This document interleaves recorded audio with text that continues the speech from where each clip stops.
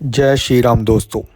बाबा नीम करोली जी विश्व की वह महानतम विभूति अद्भुत शक्तियों से संपन्न रही। उनकी दिव्य देह निरंतर अनेक प्रकार की आश्चर्यजनक लीलाओं का स्रोत बनी रही। बाबा की कथनी और करनी यद्यपि अत्यंत सरल एवं लौकिक दिखाई देती थी, परंतु वे नितांत दिव्या थी। उनकी वाणी दिव्या, उनकी दृष्टि दिव्या, उनका स्पर्श भी दिव्य रहा।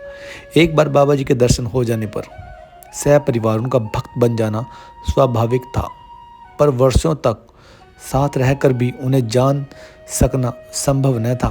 किसी की भी करनी उनकी दृष्टि से परे नहीं रह पाती थी। बाबा सबके मन में उठने वाले विचारों को जानते और उनके अंतर्द्वंद्वों में रस लेते। वे सबसे पूर्व परिचित जान पड़ते और नव आगंतुक से उनके संबंधियों के नाम लेकर वार्ता करने लगते। ऐसे महान संत बाबा नीम करोली जी का आशीर्वाद जिसको मिल जाए उसकी नैया पार है, उसका बेड़ा पार है, और वो अपने जीवन में सभी मुश्किलों पे, बाधाओं पे बाबा जी के आशीर्वाद से धीरे धीरे विजय पा लेता है और अपने जीवन में आगे ही बढ़ता चला जाता है। बाबा सामान्यतः कहते थे, हम शिष्य नहीं भक्त बनाते हैं। हम जिसका हाथ पकड़ लेते हैं फिर उसे कभी नहीं छोड़ते, भले ही वह हमें छोड़ जाए। इसका तात्पर्य यह है कि यदि बाबा जी से आप एक बार जुड़ गए हैं, बाबा जी ने आपका हाथ पकड़ लिया है, तो चाहे आप बाबा जी का स्मरण करें ना करें, बाबा जी के पास जाएं ना जाएं, बाबा जी हर जन्म में आपके ऊपर अपना आशीर्वाद बनाए रखते हैं। फिर भी आपको राम नाम का जाप करना चाहिए, जिससे आपके कर्म भी ठीक होते हैं और आप बाबा जी के अधिक निकट पहुंच जाते हैं, क्योंकि बाबा जी को राम नाम बहुत प्रिय है। बाबा जी जो भक्त राम नाम निरंतर जपता है या राम नाम का लेखन करता है उस पर तो अपनी कृपा बनाए ही रखेंगे, क्योंकि बाबा जी स्वयं कहते हैं कि राम नाम से असंभव भी संभव हो जाता है। ऐसा कोई कार्य नहीं है जो राम नाम से पूरा न हो सके, और बाबा जी को भी राम नाम सुनना अति प्रिय है। आज हम बाबा जी के चमत्कारों में से एक आपको ऐसी सत्य घटना आपके साथ साझा करेंगे, जो हनुमानगढ़ी नैनीताल के मंदिर स्थापना की जो सच्ची घटना है वो आपको बताएंगे कि कैसे बाबा जी लीलाएं करते रहे हैं और आज भी लीला करते हैं, अपने भक्तों का भला करते हैं और बड़े बड़े संकट को भी छोटे से संकट में बदल देते हैं। तो दोस्तों, सन 1935 के बाद महाराज जी इधर उधर भ्रमण ही करते रहे। इस शताब्दी के चौथे दशक के बाद वे नैनीताल जाने लगे। नैनीताल से 2 किलोमीटर दूर उसके प्राकृतिक द्वार पर स्थित मनोरा पर्वत पर ही वे अधिकतर रहा करते थे। इस प्रकार मनोरा का ये पर्वत आदिकाल से ही कच्चा था। इसमें बजरी बहुत और चट्टान कम है, इस कारण इसमें कभी भी निर्माण कार्य नहीं हो सका।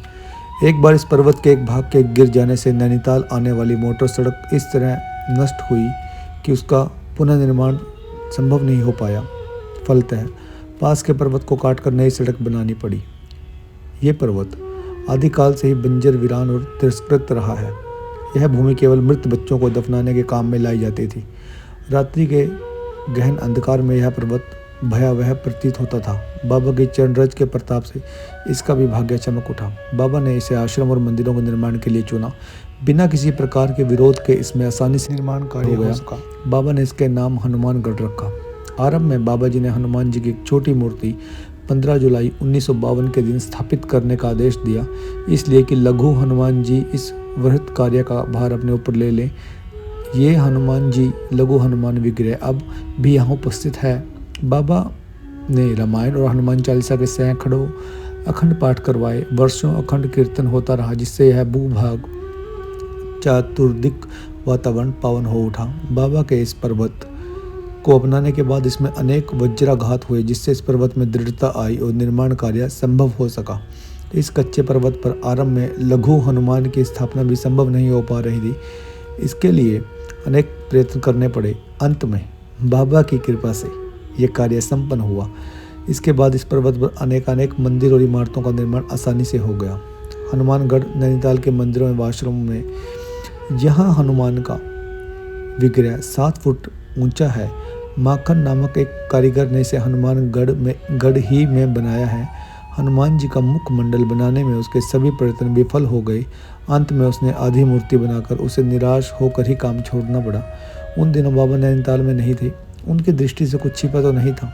उन्होंने अपने एक भक्त श्री शिवदत्त जोशी की कन्या को स्वप्न में दर्शन दिए और बताया कि किस प्रकार ये कार्य हो सकता है। इस स्वप्नादेश के अनुसार कार्य करने से माखन अपने कार्य में सफल हुआ। हनुमान मंदिर के इधर उधर अन्य देवी देवताओं के छोटे छोटे मंदिर बनाने के बाद पर्वत शिखर पर बाबा की कुटिया के पास दूसरी चोटी पर शिव मंदिर बनाया गया, जिसमें शिवलिंग के साथ मां पार्वती, गणपति जी और कार्तिकेय की मूर्ति 25 जून 1954 के दिन स्थापित की गई। पहली चोटी में श्री सीताराम मंदिर का निर्माण हुआ, जिसमें राम जी, लक्ष्मण जी और सीता जी की अष्टधातु की मूर्तियां 30 मई 1955 रामनवमी के दिन स्थापित की गई। इन दोनों चोटियों को सीमेंट के एक चौड़े पुल से संयोजित किया गया, जिसमें स्थान की रमणीयता और भी बढ़ गई। इस स्थान में बाबा की कुटिया भी थी। अब उनके विग्रह के स्थापन की योजना है। इन भव्य मंदिरों के अतिरिक्त यहाँ आश्रम और कीर्तन भवन का भी निर्माण हुआ। हनुमानगढ़ में बाबा जी ने हनुमान जी की प्राण प्रतिष्ठा का दिन 16 जून 1953 निश्चित कर दिया था। बाबा इस प्राण प्रतिष्ठा के 7 दिन पहले ही हनुमानगढ़ी आ गए थे। वर्षा ऋतु थी। 3-4 दिन पहले से ही पानी बरसता चला जा रहा था। 2 दिन प्रतिष्ठा के शेष रह गए थे। भंडारे की सामग्री हनुमानगढ़ में एकत्रित हो नहीं पा रही थी।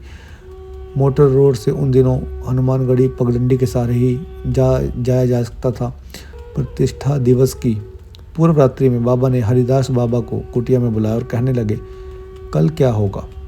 आटा, लकड़ी कुछ भी नहीं है। ये कहकर जोर से हंसने लगे और अपने दोनों हाथों से पकवान खाने की मुद्रा एवं क्रिया का प्रदर्शन भी करने लगे। इसके बाद आपने हरिदास बाबा को किसी को साथ लेकर मोटर सड़क पर जाने का आदेश दिया। प्रातः 3 बजे का समय था। एक ट्रक वहां सड़क पर आकर रुका और उसमें बर्तन, आटा, घी, लकड़ी, सभी भंडारे की सारी सामग्री भरी पड़ी थी। उस समय वर्षा भी शांत हो गई। डोडियालो मतलब नेपाली कुलियों का एक समूह उस समय अपने घर नेपाल जाने के लिए स्थान से आगे पैदल जा रहा था। उन्हें रोककर सामान ऊपर ढलवाने का काम सौंपा गया। 1 घंटे में सब सामग्री ऊपर पहुंच गई। इसके बाद पुनः मूसलाधार वर्षा होने लगी। सवेरे तक पानी बरसता चला गया। 7 बजे महाराज जी अपनी कुटिया से बाहर चले आए और अपने कंबल को दूर फेंक कर कहने लगे, पवन तनय बल पवन समान। शीघ्र ही बादल छंट गए। सूर्य भगवान के दर्शन होने लगे और प्राण प्रतिष्ठा की तैयारी आरंभ हो गई। धीरे धीरे अपार जन समुदाय एकत्रित हो गया। महाराज पर्वत शिखर से उतरकर अन्यत्र चले गए और वहां से लौटने पर अपनी कुटिया में बंद हो गए। प्राण प्रतिष्ठा और भंडारे का कार्य विधिवत चलता रहा। यह भंडारा अनुपम था। बड़े बड़े कड़ाहों में हलवा पूरी उतारी जा रही थी। नैनीताल के लगभग सभी स्त्री पुरुष बच्चों ने प्रसाद ग्रहण किया। दिन रात भंडारा चलता रहा। गोदाम के सभी घी के टीट खाली हो चुके थे। भंडारे के कार्यकर्ताओं को घी की चिंता हो रही थी। इसी बीच बाबा ने एक सेवक से घी के कुछ खाली टीनों को पानी से भरवा दिया। जब कार्यकर्ताओं ने बाबा से इस संबंध में अपनी चिंता व्यक्त की तो उन्हें डांटते हुए बोला, गोदाम देखा, जाओ देखो। वे पानी से भरे टीन शुद्ध घी के हो गए और भंडारा यथावत चलता रहा। हनुमानगढ़ी का निर्माण हो जाने पर सरकार ने यहाँ वेधशाला का निर्माण किया। इस कारण स्थान को सुंदर मोटर सड़क, बिजली और पानी के नलों की भी सुविधा प्राप्त हो गई। फलतः लोगों को यहाँ आना जाना सुगम हो गया। यह नैनीताल का प्रिय दर्शनीय स्थल बन गया, जिसे देखे बिना नैनीताल की यात्रा भी अधूरी प्रतीत होती है। यह है बाबा जी की कृपा का फल। इस पर्वत की चंद वर्षों में ही काया पलट कर दी। तो इसीलिए बाबा जी पर विश्वास बनाए रखें। आपके जीवन में भी यदि कोई संकट, कोई दुविधा आ रही हो तो बाबा जी से प्रार्थना करें। और बाबा जी वैसे भी सब कुछ जानते ही हैं। वह समय आने पर आपके हर संकट का निदान करेंगे। आपकी ज़िंदगी की जो गाड़ी अभी पटरी पे नहीं है, लाइन पे नहीं है, उसको भी सही मार्ग पर लेकर आएंगे और आपको सद्मार्ग की ओर चलाएंगे, जिससे आप अपने जीवन में आगे तो बढ़ोगे ही, साथ में अध्यात्म की राह पर भी आप आगे बढ़ोगे और निरंतर बाबा जी का आशीर्वाद आपको और आपके परिवार को मिलता रहेगा, जिससे आप कभी भी गलत मार्ग पर नहीं जाओगे। जय श्री राम, जय हनुमान, जय नीम करौली वाले बाबा जी।